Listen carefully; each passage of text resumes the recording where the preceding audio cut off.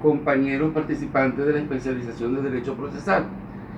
Para finalizar este ciclo de conferencias o de intercambio de ideas entre ustedes y mi persona en relación a los recursos ordinarios, debemos referirnos al último recurso ordinario que consagra el ordenamiento jurídico procesal penal, conocido con el nombre del recurso de revisión, previsto en el artículo 462 del Código Orgánico Procesal Penal. Antes de entrar a explicar el recurso de revisión, quisiera hacer una aclaratoria en el sentido que no podemos confundir este recurso de revisión ordinario previsto en el COC, en el artículo 462, como ya lo expresé, con la potestad revisora.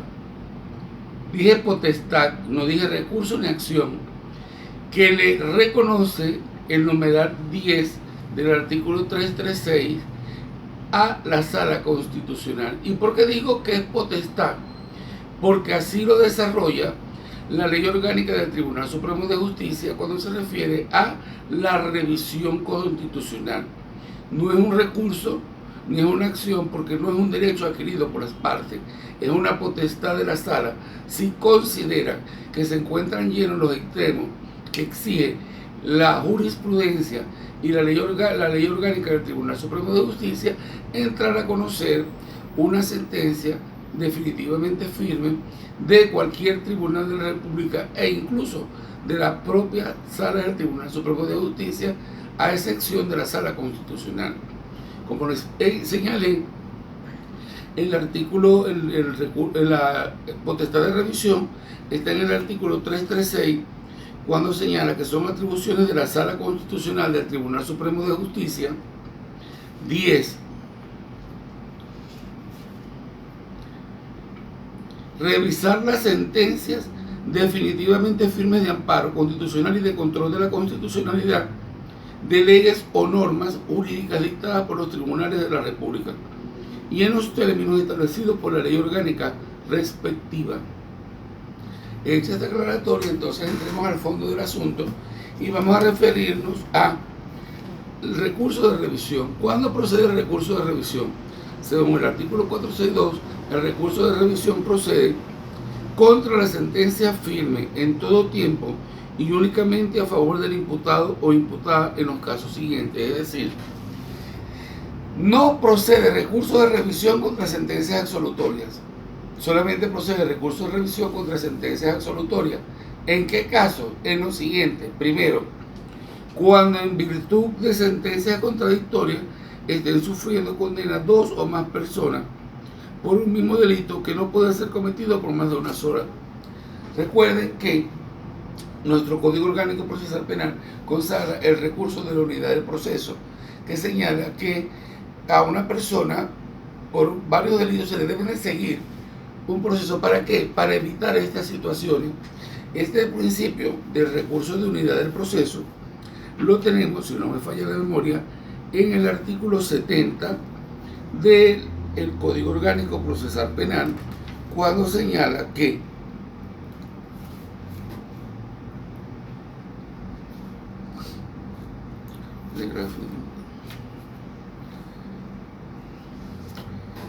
la acumulación de autos en materia penal se efectúa en cualquier caso en que el criterio judicial dependa de la relación que guardan entre sí los varios hechos enjuiciados.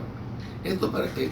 Para evitar sentencias contradictorias. Entonces, por ejemplo, si en un tribunal A juzgaron a Pedro Pérez por la muerte de María Rodríguez y lo condenaron, y en un tribunal B juzgan a Pablo Mármol por la misma muerte de María Rodríguez y también lo condenaron, una de esas dos sentencias tiene que ser revisada, porque el hecho solamente se le puede atribuir a una de esas dos personas.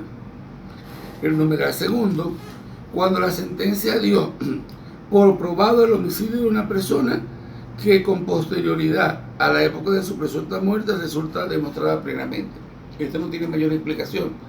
Se está juzgando a Pedro Pérez por la muerte de María Rodríguez, hecho que según el Ministerio Público ocurrió el 30 de mayo del año 2015 y resulta que María Rodríguez fue vista el día de la Divina Pastora, el 14 de enero del año 2016, en la procesión de la Divina Pastora.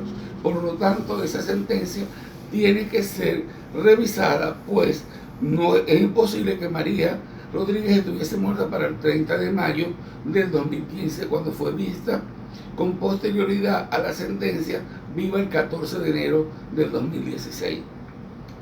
Cuando la pena en que se basó la prueba en que se basó la condena resulta falsa.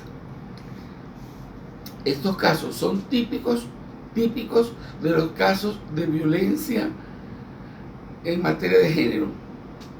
La gran mayoría de esos casos, las presuntas víctimas señalan haber sido objetos de violaciones por parte de los imputados por temor a la sanción que le pudiesen aplicar a sus padres si se enteran que sostuvieron relaciones sexuales con ellos voluntariamente.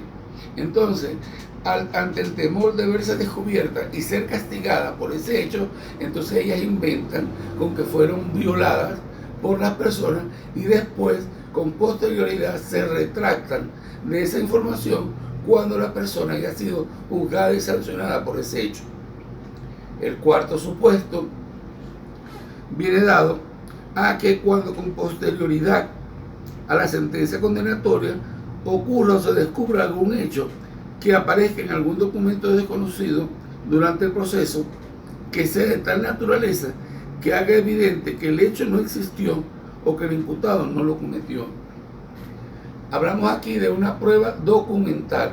Se está juzgando a una persona por la presunta comisión de un hecho punible y resulta que con posterioridad a ese juzgamiento aparece una prueba documental suscrita por la presunta víctima donde reconoce y señala que Pedro Pérez, que fue denunciado por el delito de estafa por haber emitido un cheque sin provisión de fondos, no fue él quien lo emitió, sino que lo emitió fue María Rodríguez, y eso aparece reflejado en una carta firmada por la presunta víctima. Entonces esto da derecho a que sea revisado el proceso de condenatorio de Pedro Pérez. Cuando la sentencia condenatoria fue pronunciada a consecuencia de prevaricación o corrupción de uno o más jueces que la hayan dictado, cuya existencia sea declarada firme. Me explico. Un juez recibió determinada cantidad de dinero para enjuiciar a una persona, bien, y condenarla, porque si la absuelve la sentencia no se revisa. En este caso, si se logra demostrar en otro proceso que hubo prevaricación y el juez que condenó a Pedro Pérez resulta condenado por prevaricación, automáticamente la sentencia que se le imponga al juez que condenó a Pedro Pérez le va a dar derecho a él para solicitar la revisión de su sentencia condenatoria, pues quien lo condenó fue sancionado por prevaricación. Y la sexta, cuando se promueve una ley penal que quite el hecho del carácter punible o disminuya la pena establecida. Estos ejemplos los tenemos en materia de drogas, cuando entró en vigencia en el 2005, si me falla la memoria, una ley intermedia que disminuyó las penas por distribución de drogas, que según la primera ley de drogas eran de 10 a 15 años. Esta ley intermedia colocó la pena por distribución, tráfico o ocultamiento en un lapso de 8 a 12 años, lo que significaba que la pena media era de 10, mientras que con la ley anterior la pena media era de 13 años y 6 meses. Entonces, en ese caso, una persona que con la ley vieja fue condenada a 10 años de prisión como pena mínima, y entra una nueva ley que establece que la pena mínima es de 8 años, a esa persona se le tiene que adaptar la condena a la pena actual y por lo tanto se tiene que ordenar la libertad. Esos son los 6 supuestos que establece la ley para la revisión de sentencias condenatorias. Ahora bien,